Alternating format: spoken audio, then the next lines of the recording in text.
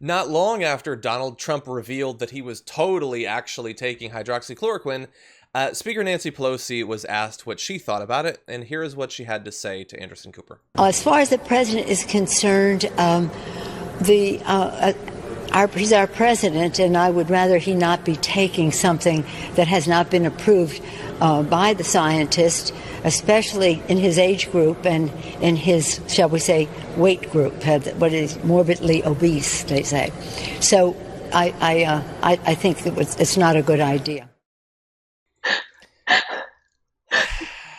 I liked it. I am so critical of Nancy Pelosi, but come on, first of all, what I liked more, and I don't like it as an electoral strategy. I think it's stupid. It only appeals to the hard, true blue core, whatever. Mm-hmm. Democrats, I get it. It's an offhand comment. It doesn't matter, but it's also literally really fast. It's an offhand comment. Okay, you don't think she planned that? No, she did. She had like a 15-second awkward lead up to it. I totally, yes, know that she planned it in advance. But I also don't understand why the left should be like upset that she does this. Trump makes fun of people's physical appearance on a daily basis. There can be one tiny comment about how he's fat because I know it bothers him. Yes. Okay. So I want to try to address a few parts of that as we go back and forth on this. I mean, so I posted about how it seemed needless, and all that stuff, because I am dead set on making sure that as few people like me as possible. So when I see them being happy, I try to tamp it down. Yeah. So Trump is going to attack people no matter what. He's going to do it viciously. What I worry about is, I want you to take a look at this tweet. So this is a tweet from Ben Shapiro. Said, "Nobody is happier than Trump today that Pelosi called him morbidly obese. Now we can just riff freely on her overuse of Botox without fear of blowback." Which, look, yes, is that a stupid tweet? Yes.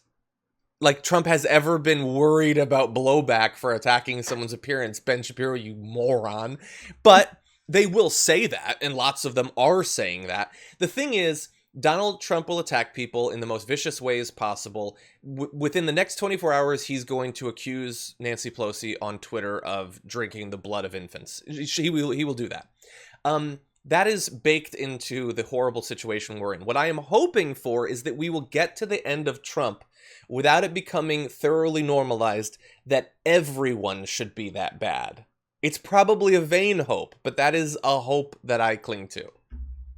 The thing, though, is that most Americans do see politics as a sport. And so why Trump has been successful is because he's a WWE caricature and he'll name people and mock them publicly.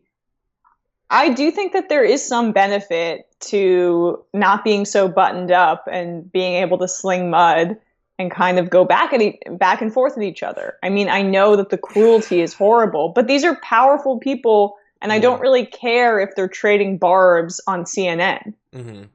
Yeah, I mean, the thing I don't necessarily get is how is this very different? In terms of the fat shaming, it's different, but how is this that different than the clapping or the ripping up the speech? If we're going to criticize Nancy Pelosi for her performative stuff, that this is what that is. Well, the ripping of the speech I despised. It was just dumbest. I was about to swear. Dumbest stuff I've ever seen. Mm-hmm. But isn't that what this is? I don't respect you. I hate you. You're stupid. There's something different about that because that seemed more performative than what this is. Mm-hmm. And also because Trump, he's known for his insults, so he can take an insult back. Specifically an insult about his appearance, which he does all the time. I mean, sometimes I enjoy it when he crouched down behind the podium to make fun of Mike Bloomberg being short. Are we going to pretend that wasn't great? I don't remember that. I can't even think of a time when Mike Bloomberg was in the race. That's the before times, before the fall of man. And that was great. I mean, he did it all the time in Little Marco. This is his game. And the ripping up of the paper, I think, is adjacent to that. Yeah. Look, I think that you can be strong and aggressive Like, I want Biden to be stronger and more aggressive. Him rolling out his nickname for Trump, which is President Tweety. Just, I don't like it. I don't like it. It's sucks. Weak. But that sucks. I don't want him to I don't want Biden to tweet a photo of Trump photoshopped onto Predator and it says Trump's a pedophile. Like, that's the direction that we're headed in as a society. That's all disagree. it is. It's different. This is okay. It's just I know that she planned it, but in theory, it's an offhand comment on a cable news show. I don't think we should be developing strategy around it as Democrats, but I do think you can make a sly, mocking comment here and there to a president who has no problem dishing it out a little bit. Well, look, I get that I'm wrong and everyone disagrees with me. Is that what the chat says? It's not super clear. They're pretty nice. But I know Cenk tweeted sort of not 100% in favor of Nancy Pelosi, but kind of in favor, and I do disagree.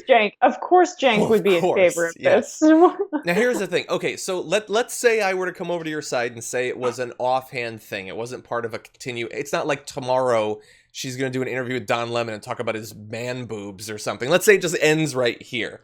Right. Here's the issue, is that once she puts it out there, it produces things like this, which I screenshotted earlier today, which was, that's one screenshot, 3 trending hashtags, hashtag President Plump, hashtag Plump Trump, hashtag Girther Movement. Yeah, that's the worst of this stupid resistance. Yes, and the thing is, I saw a tweet yesterday, I forget exactly who it was from, I retweeted it, I probably should have remembered it better, but the tweet was just, I think it was, y'all know the fat people you like use Twitter too. And it's like, yeah, that's the thing. Oh, and I know it's not popular, and I'm not cool, and I'm not edgy to want to. It's not edgy to support Trump. Nancy Pelosi. I don't like the fact that I'm not talking about laughed. That. Okay. I mean specifically the desire to troll him back in the way that he trolls. No, John, your instinct is correct on the macro level because the resistance sucks at trolling and they can't do it. So, the only way to beat the ultimate troll is with policy and with substance and with a grassroots movement that trumps his trash talking and false populism, but genuine grassroots movement with real people behind him who are eager and excited to vote for him. Yeah. The enthusiasm gap between people who are going to vote for Biden and people who are going to vote for Trump is still large, is massive, even more so than with Hillary Clinton, who independents and Republicans largely despise, but she had genuine enthusiasm within the Democratic Party. Biden doesn't even have that. So the trolling, why it even seems more egregious and empty is because the Democrats have no leg to stand on and are in a pathetic, scarily weak position. You control when you're on top. The Democrats are at the bottom right now. Clip that out. Yes, I do agree with the point, though. Yeah, and look, I understand that there are some people that he's hurt us in a variety of ways, policy ways, but also the, shredding our sanity ways, and you want to hit him back. I get that. I would just say, if you want him to hurt, think about the day he has to walk out of the White House. First of all, he probably won't. They'll probably cancel the election and all that stuff. But if it does happen, that is what will make him hurt.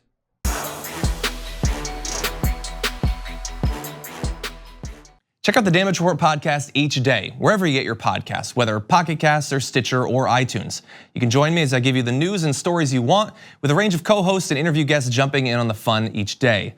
Again, that's the Damage Report, wherever you get your podcasts. And if you get them at iTunes, don't forget to rate and review. Sometimes I'll read them live on the show.